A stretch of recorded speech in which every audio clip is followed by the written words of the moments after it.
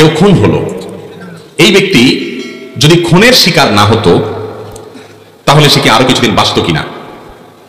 এই প্রশ্নের উত্তরে ইমাম ইবনে তাইমিয়া রাহিমাহুল্লাহ একটা হাদিস উল্লেখ করেছেন, খুব চমৎকার। সে হাদিসটি পেশ করতে চাই। মানুষের তাকদীর, মানুষের হায়াত, রিজিক, এই বিষয়গুলো দুই প্রকার। একটা আছে চূড়ান্ত, একটা আছে অচূড়ান্ত। চূড়ান্ত যেটা, এই চূড়ান্ত হায়াতটার মানে হলো মানুষ টোটাল এই পরিমাণ হায়াত সে পাবে।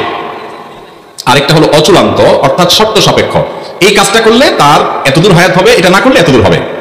এটা হলো অচূড়ান্ত। কোনো মানুষ যদি কারোর হাতে খুন হয়, মারা যায়, এই লোকটা তার হায়াত এতটুকুই ছিল যে খুন হয়ে গেছে, নাকি আরো কিছুদিন ছিল, খুনি খুন করে বেচারাকে হায়াতটা কমাই দিছে? এর উত্তর হলো তার হায়াত অতদিনই ছিল, তার হায়াত অতদিনই ছিল। এখন প্রশ্ন হবে তাহলে খুনির দোষটা কি?